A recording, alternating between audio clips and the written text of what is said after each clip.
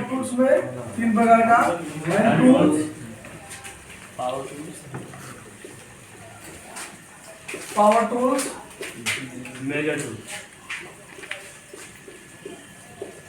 तीसरा measuring tool, क्या होता है? PSU रहेगा।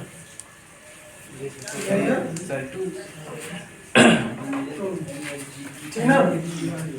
ये तीन प्रकार के टूल्स होते हैं। तीन प्रकार के होते हैं, जैसे hand tools, power tools and measure tools. अब ये जितने जैसे हाथ से जो हम प्रयोग कर सकते हैं, मैनुअली विधि से जिसका प्रयोग करें वो हैंड टूल्स। जैसे मान लीजिए हमारा ये भी क्या है? Hand tools. और ये सब क्या है? Hand tools. यहाँ पे जितने दिख रहा है ये सब हैंड टूल्स है, ठीक ना? ये सब हैंड टूल्स है। अब यहाँ पे पावर टूल्स की बात की जाए तो पावर टूल्स में हमारा देखिए ये यहाँ पे सप्लाई देंगे, ठीक ना? एक प्रकार के पावर टूल्स, ये ड्रिल मशीन है, ये भी एक प्रकार का क्या है? पावर टूल्स है, ठीक ना? यानी जो इलेक्ट्रिक सप्लाई से चले वो पावर टूल्स है, ठीक? टेस्टर है, टेस्टर भी एक प्रकार का क्या है? Power tool. मेजरिंग टूल में हम लोग देख सकते हैं, मेजरिंग टूल में ये सब क्या है? कंपाउंड गेज, प्रेशर गेज, ये भी है कंपाउंड गेज है, ये मल्टीमीटर है, क्लैम्पमीटर है, ये सब मेजरिंग टूल है जो कि मापने का कार्य करते हैं। ये भी एक प्रकार का क्या है? मेजरिंग टूल, ठीक ना? तो जैसे कि हम इस प्रकार से समझेंगे कि टूल्स जो होते हैं मुख्य रूप से तीन प्रकार के होते हैं, hand tools, power tools and measure tool. Hand tools में जितने भी हम लोग आगे जैसे ये स्क्रू ड्राइवर हुआ, एडजस्टिंग रेंच हुआ, ये भी हम लोगों का पिंचिंग प्लायर, इसको पढ़े थे तुम लोग, तो क्लास के नाम से भी इसको जानते हैं। ये जो हम लोग कौन सा स्पैनर रिंच, ठीक ना?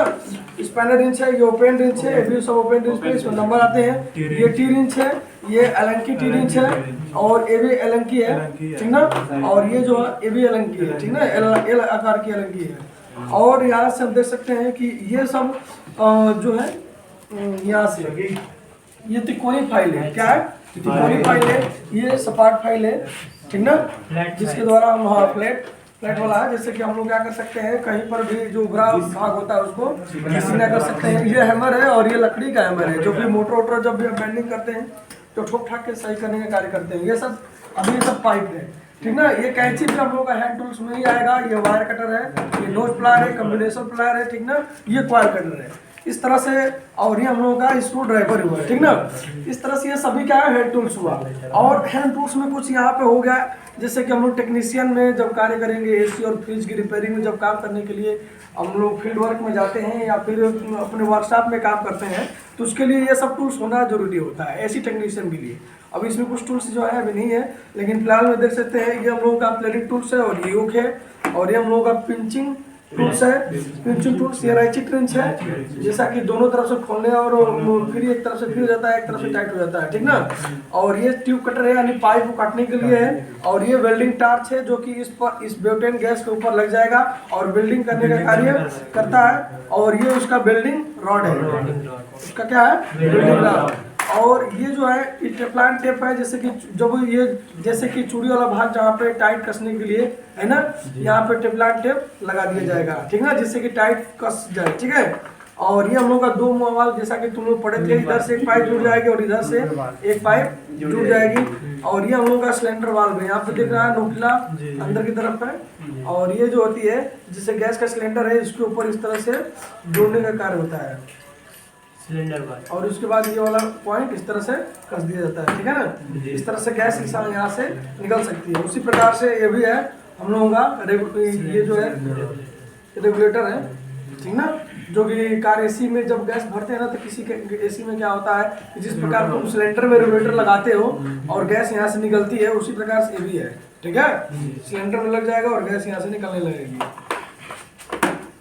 और ये जो है ये OLP है, क्या है? OLP, जो कि फ्रिज के रिले, ये रिले और OLP जो होता है फ्रिज के टर्मिनल पिन पे लग जाते हैं।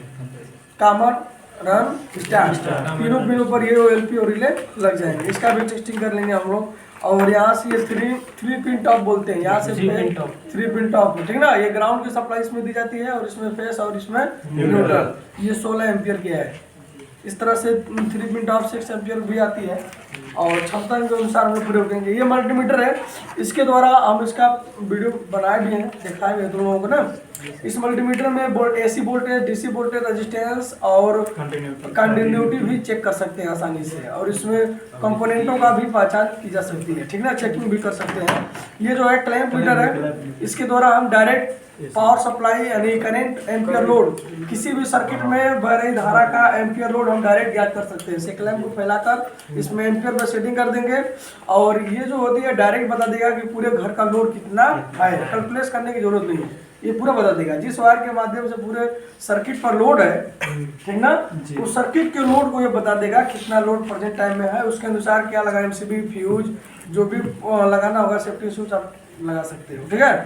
ये हो गया क्लैंप मीटर। और ये जो है मैनिफोल्ड वाल्व है, जैसा कि मैनिफोल्ड वाल्व से हम बताए थे कि ये लाइन 1, लाइन 2 और ये कॉमन लाइन है, और ये कंपाउंड गेज है, और ये प्रेशर गेज है। हवा किसी डिवाइस में जब हवा भर रहा है और उसको प्रेशर को चेक करना है तो इसको ज्ञात कर सकते हैं। जैसे साइकिल के ट्यूब में हवा भराते हैं, मोटरसाइकिल हुआ, 4 व्हीलर गाड़ी हुआ, उन गाड़ियों के ट्यूब में जब हवा भरा जाता है तो उसमें लगा के चेक करते हैं, तो वो यही होता है प्रेशर गेज। वो बताता है कि 40 पाउंड, 50 पाउंड, यानी जितना पाउंड भी दबाव हवा देना होगा ट्यूब में, उसके माध्यम से चेक करके उसमें हवा क्या होता है, भरा जाता है। ये डबल भी आता है और इस तरह से सिंगल भी आता है। सिंगल आता है, इस तरह से आप लोग जोड़ सकते हो, ठीक ना। और ये कंप्रेसर गेज भी सिंगल आ रहा है। और जैसा कि ये देख सकते हो थर्मोस्टेट है, क्या है, थर्मोस्टेट। यह थर्मोस्टेट का ये जो टेल होता है यह कूलिंग कॉइल में लग जाता है। जैसे हम लोगों का फ्रिज का जो कूलिंग कॉइल है, जो फ्रीजर ऊपर की ओर रखता है जिसमें बर्फ जमती है फ्रिज का, ये उसका ऊपरी सिरा लग जाएगा, और यहाँ से यह कम, जिसे हम पॉइंट घटाते बढ़ाते हैं ना, टेम्परेचर सेट करते ही नहीं, तो मौसम के अनुसार टेम्परेचर को सेटिंग करने वाला ये नॉब है। और इसका 2 टर्मिनल पिन है, जैसा कि यह सीरीज में ही जुड़ा होता है, इसमें फेस न्यूट्रल नहीं देते हैं, एक सप्लाई के सर्किट के एक सप्लाई में जुड़ा होता है, जिससे कि यह जो होता है अधिक कूलिंग, यानी फ्रिज में ज़्यादा बर्फ जम जाता है, कूलिंग ज़्यादा हो जाती है ना, तो उस समय यह रहता है, उसको कंट्रोल करने के लिए यानी कंप्रेसर को बंद कर देगा, जिससे फ्रिज को बंद कर देता है डायरेक्टली, ठीक है। और इस तरह से यहाँ पर देखेंगे कि कुछ टूल्स यहाँ पर भी दिया गया सेट है। यह सेट है फ्रिज, एसी के रिपेयरिंग और फ्रिज के रिपेयरिंग में, है ना, रेफ्रिजरेटर और एयर कंडीशनर के सर्विस करते समय या पाइपों को, जैसे पाइप विभिन्न साइज के हैं, तो उन पाइपों को ऊपर कॉलम बनाने, स्विंगिंग करने का क्रिया इसके द्वारा किया जाता है। ये ड्रिल मशीन है, ड्रिल मशीन के द्वारा, जैसे कि कहीं पर, जैसे तुम लोग जानते भी हो और देखे भी हो इसका यूज। कुछ टूल्स है जो कि आपको इसमें पता नहीं है कैसे वर्क करता है, ठीक है। और ये जो एयर ब्लोअर है, जैसे गंदगी जहाँ पर जमी है उसको साफ करने के लिए, और ये छेद करने के लिए कहीं पर भी प्लाई हुआ, दीवार हुआ नॉर्मल, उसके ड्रिल कर सकते हैं। और दीवार को जो पूरा आर पार छेद करना है तो उसके लिए हैमर मशीन आती है, इसी तरह दिखेगा लेकिन वो थोड़ा बड़ा रहता है ना, हाँ, तो उसको बोलते हैं हैमर मशीन। वो दीवार को छेदने का कार्य करता है, आर पार या फिर मजबूत दीवार है उसको छेदने का कार्य करता है, ठीक है। जैसा कि इसको देख सकते हैं, हेक्सा ब्लेड है, क्या है, हेक्सा ब्लेड का काम होता है कहीं पर भी काटने के लिए, जैसे लकड़ी हुआ, पाइप हुआ, छड़ हुआ, सरिया, जैसे जो भी होता है, ठीक ना, ठोस से ठोस पदार्थ को भी ये सब काट सकते हैं, ठीक है ना।